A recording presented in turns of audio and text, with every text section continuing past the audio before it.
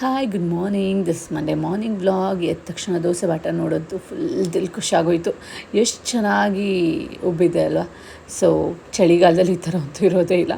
So ಇವತ್ತಂತೂ ಪ್ಲಫಿಯಸ್ಟ್ dosa ಅಂತೂ ಆಗುತ್ತೆ. And ಅದ್ರ ಜೊತೆ ಆಲೂಗೆಡ್ಡೆ ಪಲ್ಯ ಮಾಡಿದ್ದೆ ಆ್ಯಂಡ್ ಸಿಂಪಲಾಗಿ ಒಂದು ಚಟ್ನಿ ಮಾಡಿದ್ದೆ, ದಟ್ ಈಸ್ ಕಡಲೆ ಚಟ್ನಿ.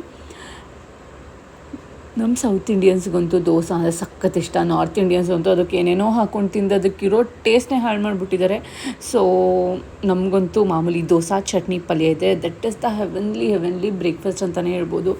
ಎಷ್ಟು ಚೆನ್ನಾಗಾಗಿತ್ತು ಅಂದರೆ ಅದು ನೋಡ್ತಿದ್ರೇ ಇನ್ನೊಂದೆರಡು ದೋಸೆ ಹಾಕ್ಕೊಂಡು ತಿನ್ಬೇಕು ಅನಿಸ್ತಿರುತ್ತೆ, ಅಷ್ಟೊಂದು ಯಮ್ಮಿಯಾಗಿ ರುಚಿಯಾಗಿತ್ತು. ಇದು ಬ್ರೇಕ್ಫಾಸ್ಟ್ ಆದಮೇಲೆ ಸ್ವಲ್ಪ ಆಚೆ ಕೆಲಸ ಆಯಿತು. ಅದು ಹೋಗಿ ಬಂದಮೇಲಂತೂ ಈ ಸಮ್ಮರ್ಗಂತೂ ಈ ಬಿಸಿಲು ಸಖತ್ ಹೊಡಿತಿದೆ. ಸೊ ಒಂದು ಮಸ್ಕ್ ಮೆಲನ್ ಜ್ಯೂಸ್ ಮಾಡೋಣ ಅಂದ್ಕೊಂಡೆ. ಇದಕ್ಕೆ ಬೇಕಾಗಿರೋ ತುಂಬ ಸಿಂಪಲ್ ಇಂಗ್ರೀಡಿಯೆಂಟ್ಸ್, ಒಂದೆರಡು ಮಸ್ಕ್ ಮೆಲನ್ನು, ಆಮೇಲೆ ನಿಮ್ಗೆ ಎಷ್ಟು ಬೇಕೋ ಅಷ್ಟು ಶುಗರ್, ಮಿಲ್ಕ್ ಬೇಕಂದರೆ ಆ್ಯಡ್ ಮಾಡ್ಬೋದು. ನಾನು ಸ್ವಲ್ಪ ice cubes and water add ಮಾಡಿದ್ದೀನಿ. ಆ್ಯಂಡ್ ಇದು ಮಾಡಿ ಗ್ರೈಂಡ್ ಮಾಡಿದ್ರೆ ನಿಮ್ಮದು fresh and tastiest musk melon juice ready ಆಗುತ್ತೆ. ಈ ಬಿಸಿಲಿಗಂತೂ ಇದು ಬೇಕೇ ಬೇಕಾಗಿರೋದು. ಎಲ್ಲರೂ ಜ್ಯೂಸ್ ಕುಡಿದು ಹೈಡ್ರೇಟ್ ಆಗಿರಿ, ಆಮೇಲೆ ವಾಟರ್ ಎಲ್ಲ ಜಾಸ್ತಿ ಕುಡೀರಿ. Thank you.